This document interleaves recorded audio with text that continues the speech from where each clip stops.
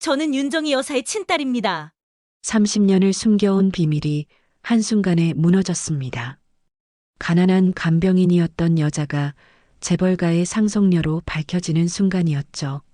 하지만 이 반전의 시작은 한 달 전 그녀가 처음 그 집의 문을 열었던 날로 거슬러 올라갑니다.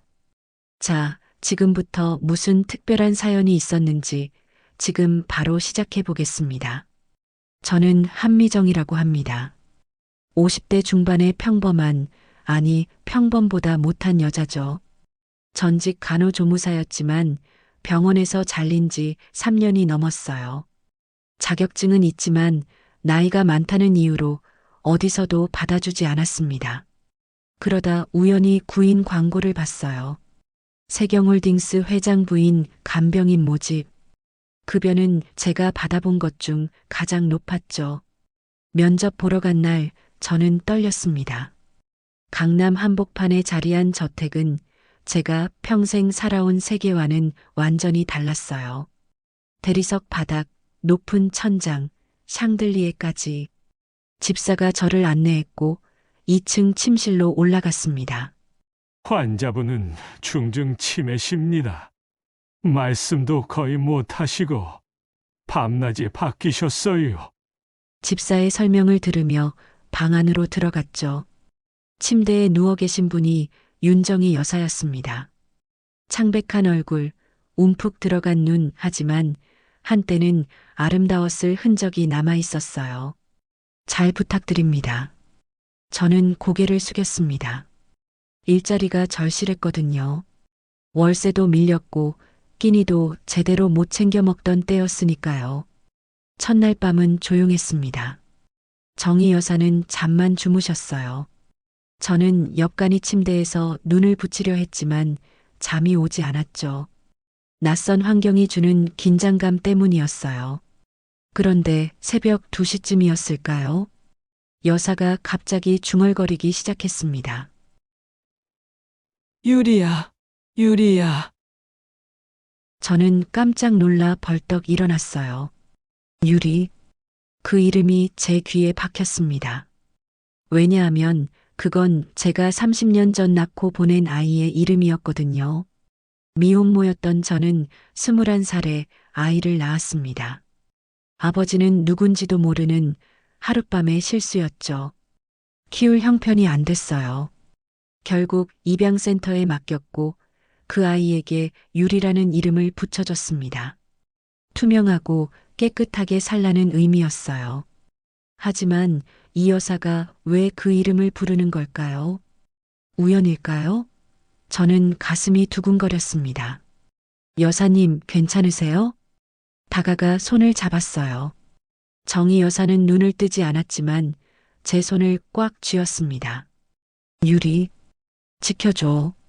그 목소리는 간절했어요. 저는 알 수 없는 감정에 휩싸였죠. 다음 날 아침 저는 방 안을 청소하다가 서랍 속에서 낡은 오르골을 발견했습니다. 먼지가 쌓여 있었지만 조심스럽게 열어봤어요. 그 안에는 작은 이름표가 들어 있었습니다. 한미정. 제 이름이었어요. 그것도 제가 20대 초반에 쓰던 플라스틱 이름표였죠. 병원에서 일할 때 달고 다녔던 거였습니다. 어떻게 이게 여기 있는 거죠? 저는 손이 떨렸습니다. 뭔가 잘못됐어요. 이건 우연이 아니었습니다. 뭐 하세요? 뒤에서 차가운 목소리가 들렸어요. 돌아보니 한 남자가 서 있었습니다. 정장 차림의 30대 후반 남성이었죠. 죄송합니다. 청소하다가 어머니 물건 함부로 만지지 마세요. 간병인은 시키는 일만 하면 됩니다.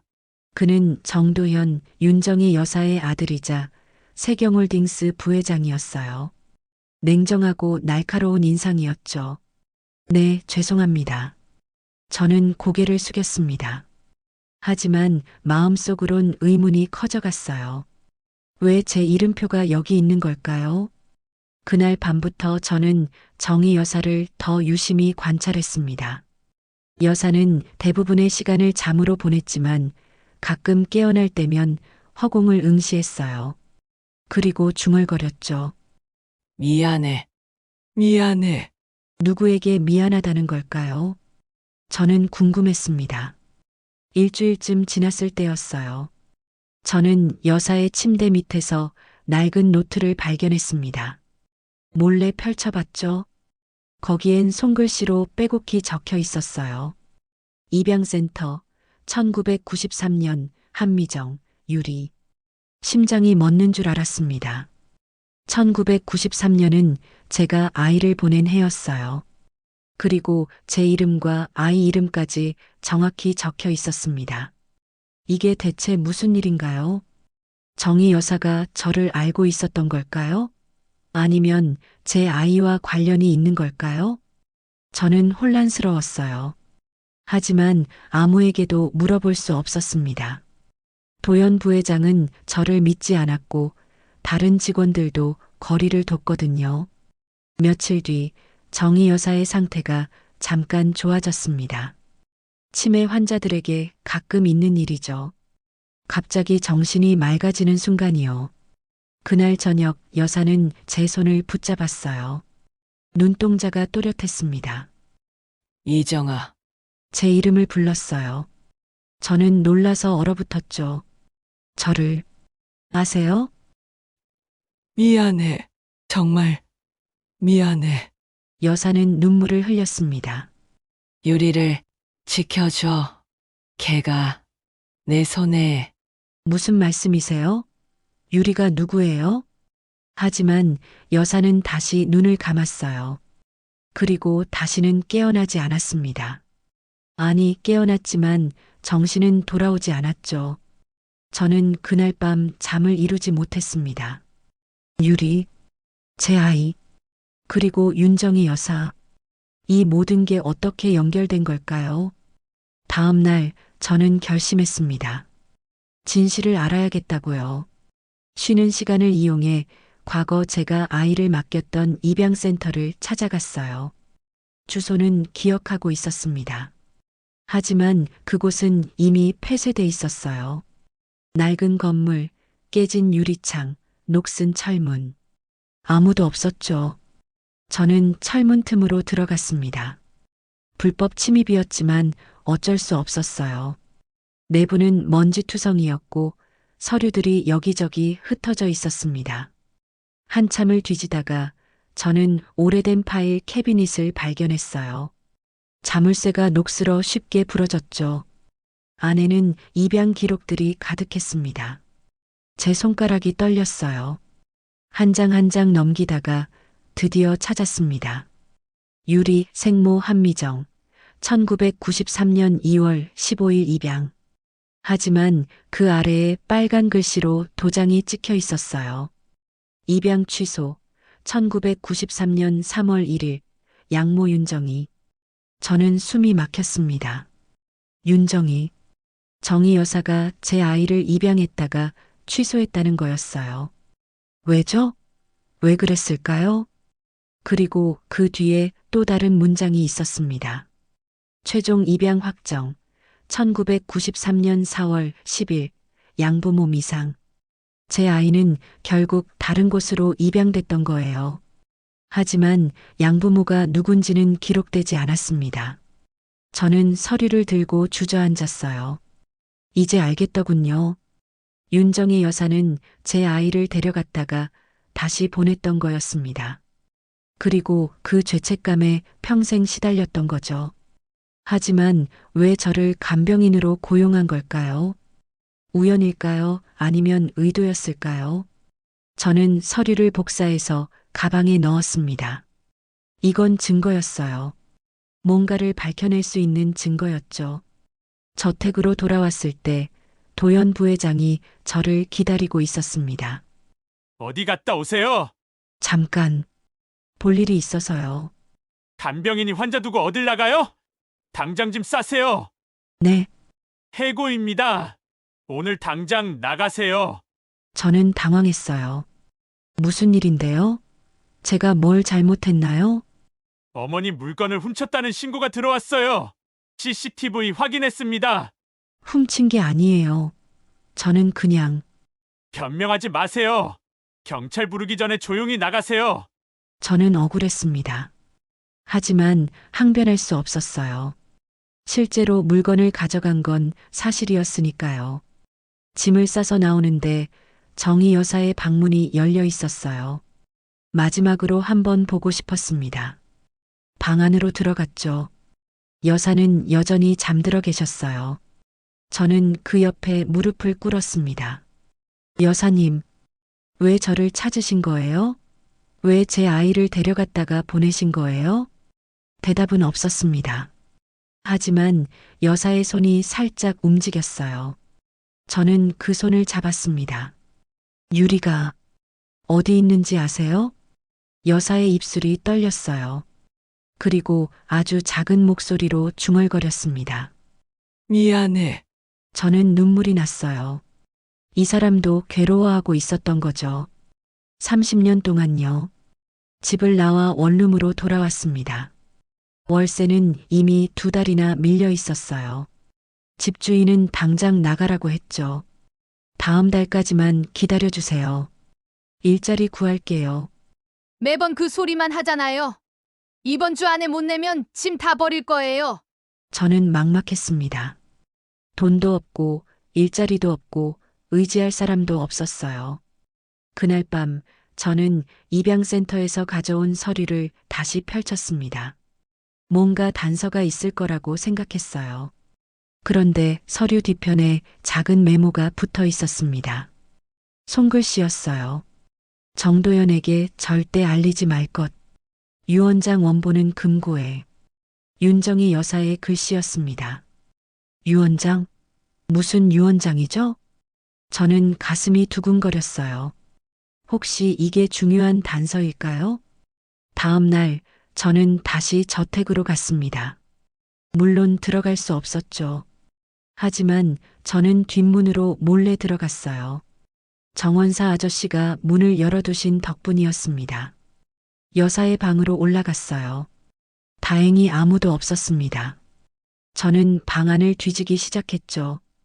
금고가 어디 있을까요? 옷장 뒤, 침대 밑, 책장 뒤까지 다 찾아봤습니다. 그러다가 화장대 거울 뒤에 작은 금고를 발견했어요. 비밀번호는 몰랐습니다.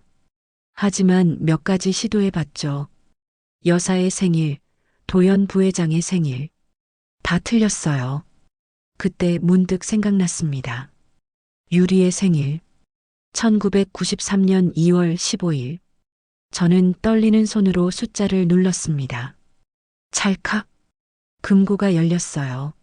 안에는 봉투 하나가 들어 있었습니다. 저는 조심스럽게 꺼냈죠. 유원장. 제목이 그렇게 적혀 있었어요. 봉투를 뜯어 내용을 읽었습니다. 나 윤정희는 내 전 재산을 내 친딸 한미정에게 상속한다. 나는 불임으로 아이를 가질 수 없었고 한미정의 딸 유리를 입양하려 했으나 양심의 가책으로 돌려보냈다. 하지만 그 과정에서 한미정을 만났고 그녀가 진정한 내 딸임을 알게 되었다. DNA 검사 결과는 동봉한다. 저는 숨이 멎었습니다. 친딸? 제가 윤정희 여사의 친딸이라고요? 봉투 안에는 DNA 검사 결과지가 들어 있었어요.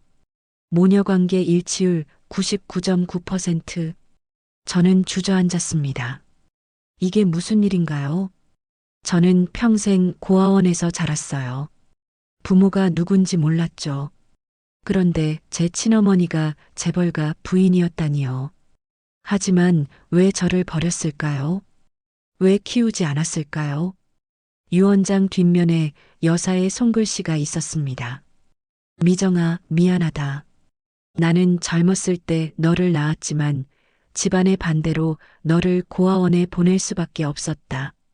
이후 결혼했지만 불임이었고 도연이를 입양했다. 우연히 입양센터에서 내 딸 유리를 보았을 때 나는 내 얼굴을 떠올렸다. DNA 검사를 했고 유리가 내 외손녀임을 알았다. 하지만 죄책감에 유리를 키울 수 없었다. 너를 버린 내가 내 딸을 키울 자격이 없다고 생각했다. 그래서 다시 보냈다. 나는 평생 이 죄책감 속에 살았다. 이제라도 너에게 모든 걸 돌려주고 싶다. 저는 울었습니다. 한참을 울었어요. 어머니가 있었던 거였죠. 저를 사랑했던 어머니가요. 거기서 뭐 하는 거예요? 뒤에서 목소리가 들렸습니다. 도연 부회장이었어요. 이건 유언장이에요. 저는 서류를 들어보였습니다. 그게 뭐죠? 도연은 다가왔어요. 서류를 낚아챘죠. 이게 대체 그의 얼굴이 하얗게 질렸습니다. 말도 안 돼. 이건 위조야. 위조가 아니에요. DNA 검사 결과도 있어요. 닥쳐! 당신 같은 사기꾼이! 도연은 서류를 찢으려 했어요. 하지만 저는 재빨리 뺏었습니다. 이건 증거예요. 당신이 숨기려 해도 소용없어요. 지금 뭐 하는 거야, 경비! 도연이 소리쳤어요. 경비들이 올라왔습니다. 이 여자 당장 내쫓아! 저는 서류를 품에 안고 뛰었습니다. 계단을 내려가 현관문을 박차고 나갔죠. 경비들이 쫓아왔지만 저는 필사적으로 달렸어요. 택시를 잡아타고 도망쳤습니다. 심장이 터질 것 같았어요. 하지만 이제 저는 진실을 알았습니다. 그리고 증거도 있었죠. 며칠 뒤 저는 뉴스를 봤습니다. 세경홀딩스 윤정희 여사 별세. 향년 72세. 어머니가 돌아가셨어요. 저는 만나지도 못했는데요. 뉴스는 이어졌습니다. 부회장 정도현 씨가 회장직을 승계할 예정입니다. 저는 분노했어요. 도연은 이미 모든 걸 계획하고 있었던 거죠. 다음 날 언론에 이상한 기사가 났습니다. 세경홀딩스 간병인, 치매 환자 속여 유언 조작 시도, 제 사진까지 실렸어요. 기사는 저를 사기꾼으로 몰았습니다. 전화가 빗발쳤어요. 모르는 번호들이었죠. 사기꾼. 재벌 돈 노린 거지! 욕설과 협박이 쏟아졌습니다. 저는 전화를 꺼버렸어요. 은행에서도 연락이 왔습니다. 제 통장이 동결됐다고요. 법원 명령이라고 했죠. 저는 완전히 고립됐습니다. 돈도 없고 일자리도 없고 이제는 사기꾼 취급까지 받았어요. 원룸 집주인은 제 짐을 다 내다 버렸습니다. 저는 거리로 쫓겨났죠.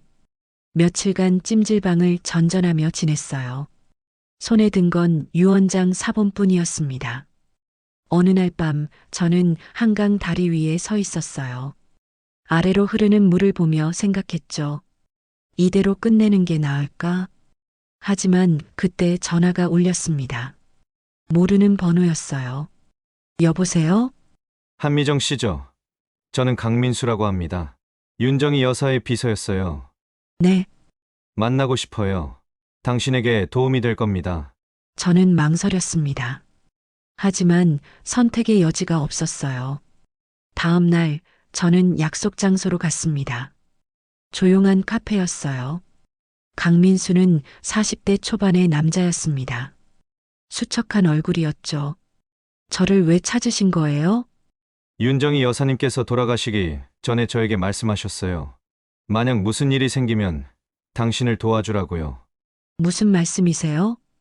강민수는 가방에서 서류를 꺼냈습니다. 이건 여사님의 진짜 유언장 사본이에요. 그리고 도연 부회장이 위조 유언장을 만드는 걸 목격한 증언서입니다. 저는 서류를 받아들었어요. 왜 이제야 나타나신 거예요? 두려웠어요. 도연 부회장은 무서운 사람이에요. 하지만 여사님의 유언을 저버릴 순 없었습니다. 이걸로 뭘 할 수 있나요? 법정에 서세요. 진실을 밝히세요. 전 증인으로 서겠습니다. 저는 망설였어요. 법정? 저 같은 사람이 재벌을 상대로 싸운다고요? 할 수 있을까요? 해야죠. 여사님이 원하신 일이에요. 저는 고개를 끄덕였습니다. 이제 도망칠 곳도 없었어요. 싸우는 수밖에요. 변호사를 구했습니다.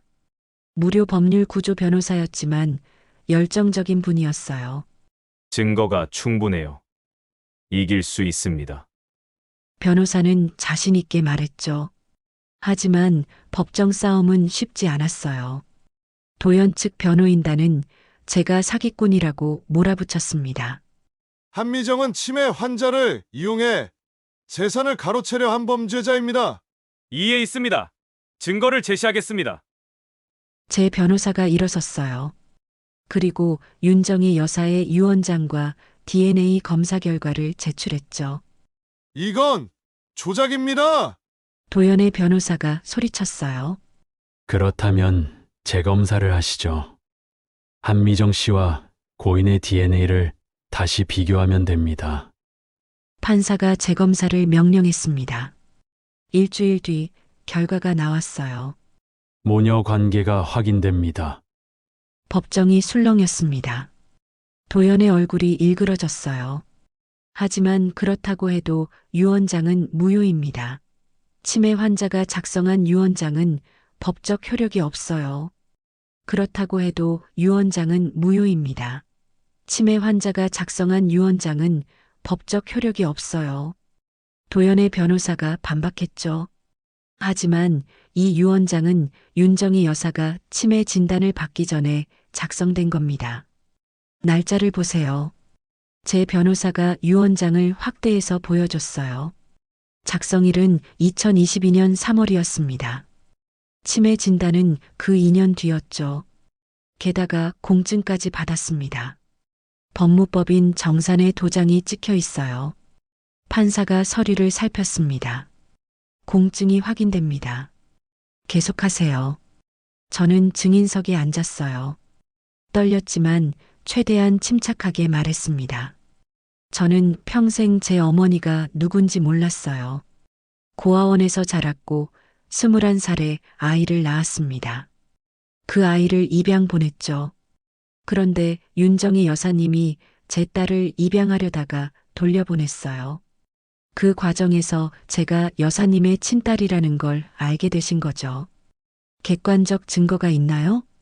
판사가 물었습니다. 입양센터 기록이 있습니다. 그리고 윤정희 여사님이 직접 작성하신 수첩도 있어요. 제 변호사가 수첩을 제출했습니다. 여사의 필체로 빼곡히 적힌 내용이었죠. 제 이름과 제 딸 이름이 적혀 있어요. 그리고 DNA 검사 결과도 보관하고 계셨습니다. 도연이 벌떡 일어났어요. 이건 조작이에요. 저 여자가 어머니를 속인 겁니다. 조용히 하세요. 다음 증인을 부르겠습니다. 판사가 말했죠. 강민수가 증인석에 섰습니다.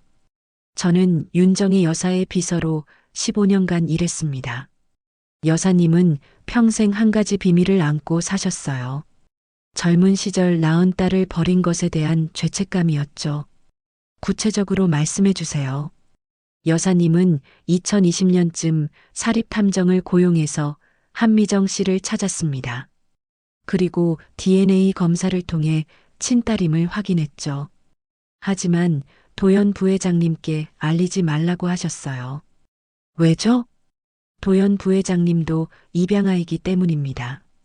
만약 친딸이 나타나면 상속에서 밀려날까봐 두려워하실 거라고 하셨어요. 법정이 다시 술렁였습니다. 도연의 얼굴이 새하얗게 질렸어요. 거짓말이야. 도연이 소리쳤죠. 증거가 있습니다. 강민수가 녹음 파일을 제출했어요.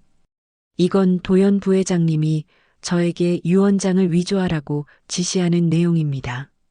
녹음이 재생됐습니다.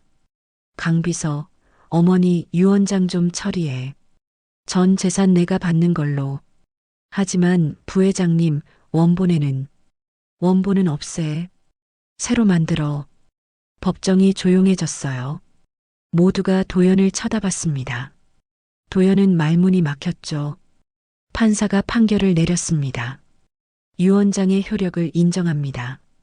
한미정 씨가 윤정희 여사의 합법적 상속인임을 확인합니다. 방청석에서 박수가 터졌어요. 저는 그 자리에 주저앉았습니다. 이겼어요. 드디어 이긴 거죠. 도연은 경찰에 체포됐습니다. 유언장 위조, 사문서 위조, 횡령 혐의였어요. 이게 끝이 아니야. 내가 가만 안 둬. 도연이 끌려가며 소리쳤지만 저는 쳐다보지도 않았어요. 법정을 나서는데 기자들이 몰려들었습니다. 한미정 씨, 지금 기분이 어떠세요? 상속받은 재산으로 뭘 하실 건가요? 저는 마이크 앞에 섰습니다. 저는 돈을 원했던 게 아니에요. 단지 제 어머니를 알고 싶었을 뿐입니다. 그럼 재산은 어떻게 하실 건가요? 기부할 겁니다. 제 어머니의 뜻대로요. 한 달 뒤 저는 윤정희 여사의 장례식에 참석했습니다. 조촐한 장례식이었어요. 도연은 구치소에 있었고 친척들도 거의 오지 않았죠. 하얀 국화 앞에 서서 저는 처음으로 어머니를 불렀습니다. 어머니, 눈물이 났어요. 평생 부르지 못했던 그 단어가 이제야 입 밖으로 나왔습니다. 미안해요. 제가 너무 늦게 찾아왔어요. 장례식이 끝나고 변호사가 저를 찾아왔어요. 전 재산이 정리됐습니다. 부동산, 주식, 현금 합쳐서 약 2천억 원입니다. 엄청난 금액이었죠. 하지만 제게는 숫자일 뿐이었어요. 전부 재단으로 넘겨주세요. 재단이요? 네. 유리재단을 만들 겁니다. 버려진 아이들을 위한 의료지원 재단이요. 변호사가 고개를 끄덕였습니다. 좋은 결정입니다. 재단 설립 기자회견장에서 저는 말했습니다. 유리재단은 입양되지 못한 아이들, 미혼모의 아이들, 가난한 가정의 아이들을 위해 의료 지원을 할 겁니다. 제 어머니 윤정희 여사가 평생 원했던 일이었어요. 죄책감 속에 사셨지만 마음만은 항상 아이들을 향해 있었습니다. 박수가 터졌어요. 이 재단의 이름 유리는 제 딸의 이름입니다. 30년 전 제가 입양 보낸 아이죠. 저는 아직 그 아이를 찾지 못했어요. 하지만 언젠가는 만날 거라고 믿습니다. 기자회견이 끝나고 저는 병원을 방문했습니다. 재단의 첫 번째 지원 대상자를 만나러 갔어요. 소아병동 침대에 작은 여자아이가 누워 있었습니다. 8살쯤 됐을까요? 백혈병 환자였어요. 안녕? 제가 다가가자 아이가 웃었습니다. 안녕하세요. 이름이 뭐니? 유리요. 제 심장이 멎었어요. 유리? 네. 이름이 예쁘죠? 저는 아이의 손을 잡았습니다. 떨렸어요. 정말 예쁜 이름이구나. 저 곧 수술 받아요. 무서워요. 괜찮아. 선생님들이 잘 고쳐주실 거야. 아이가 제 손을 꽉 잡았어요. 아줌마가 옆에 있어 줄 거예요? 그럼 내가 지켜줄게. 저는 그 아이 옆에 앉았습니다. 그리고 오래된 자장가를 불러줬어요. 제가 30년 전 제 딸에게 불러줬던 노래였죠. 아이는 천천히 잠들었습니다. 저는 그 작은 손을 놓지 않았어요. 창밖으로 눈이 내렸습니다. 겨울이 깊어가고 있었죠. 문득 제 딸 유리가 어디선가 행복하게 살고 있기를 바랐어요. 좋은 부모를 만나 사랑받으며 자랐기를 바랐습니다. 그리고 언젠가, 정말 언젠가는 다시 만날 수 있기를 기도했어요. 병원 복도를 걸으며 저는 생각했습니다. 제 인생은 불행했지만 이제 누군가에게는 희망이 될 수 있다고요. 어머니 윤정희 여사가 남긴 유산은 돈이 아니었어요. 용서였고 사랑이었고 두 번째 기회였습니다. 저는 더 이상 가난한 간병인이 아니었어요. 누군가의 딸이었고 누군가의 어머니였고 이제는 수많은 아이들의 희망이었습니다. 유리재단의 사무실 책상 위에는 낡은 오르골이 놓여 있었어요. 어머니의 방에서 가져온 거였죠. 가끔 그걸 열어봤습니다. 그럼 잔잔한 음악이 흘러나왔어요. 그 음악을 들으며 저는 어머니를 떠올렸습니다.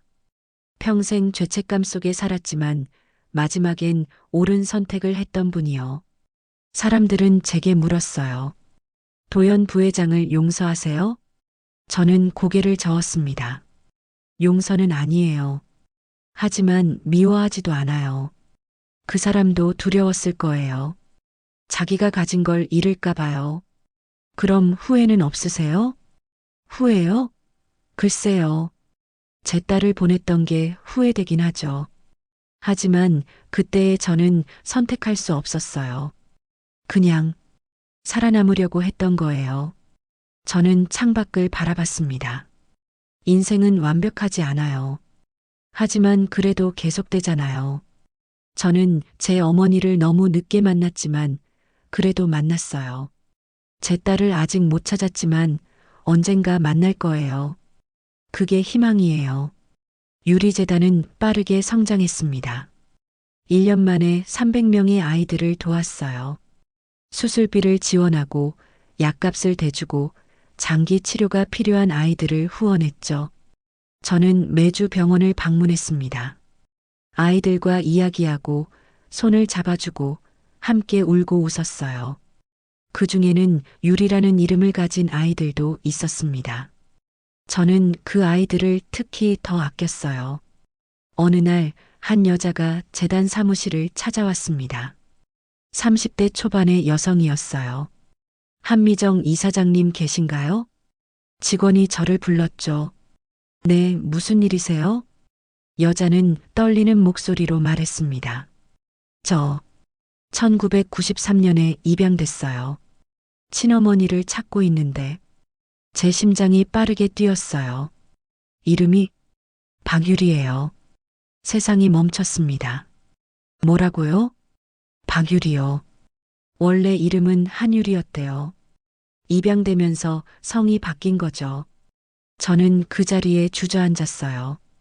유리야, 어머니세요? 여자가, 아니 제 딸이 다가왔습니다.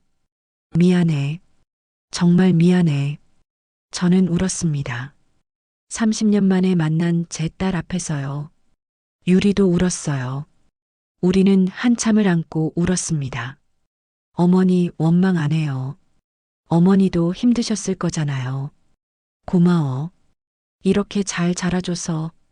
유리는 건강한 어른으로 자라 있었어요. 간호사가 됐다고 했죠. 어머니가 간호조무사셨다는 거 알았어요. 입양 기록에 적혀 있었거든요. 그래서 저도 간호사가 됐어요. 어머니 닮고 싶어서요. 제 가슴이 터질 것 같았습니다. 재단 이름이 제 이름이더라고요. 그래서 찾아왔어요. 그래, 내 이름으로 만든 거야. 너처럼 버려진 아이들을 돕고 싶었어. 유리가 제 손을 잡았어요. 함께 할게요. 저도 재단에서 일하고 싶어요. 저는 고개를 끄덕였습니다. 그래, 함께 하자. 그날부터 유리는 재단에서 일했습니다. 간호사로서 아이들을 돌봤죠. 저는 매일 출근해서 딸의 얼굴을 봤어요. 그게 꿈만 같았습니다. 어느 날 저녁 유리와 함께 윤정이 여사의 묘소를 찾았습니다. 할머니, 이 사람이 제 딸 유리예요. 묘비 앞에서 저는 말했습니다.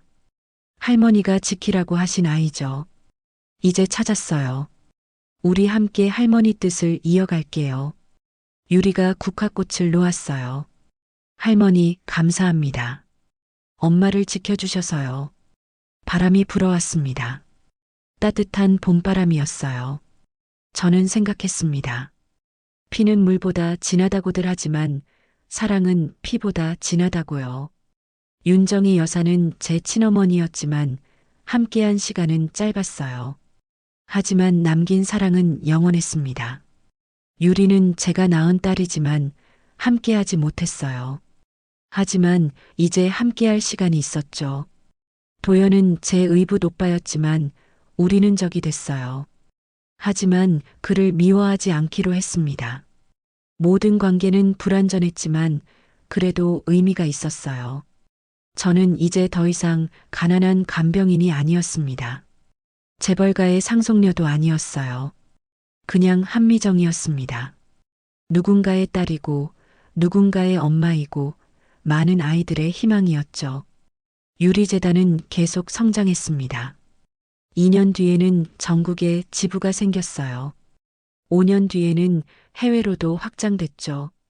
저와 유리는 매주 함께 병원을 방문했습니다. 아이들에게 희망을 주고 가족들을 위로했어요. 어느 날 한 기자가 물었습니다. 이 모든 게 복수였나요? 도연 부회장에 대한? 저는 고개를 저었어요. 복수가 아니에요. 이건 사랑이에요. 제 어머니가 남긴 사랑을 이어가는 거죠.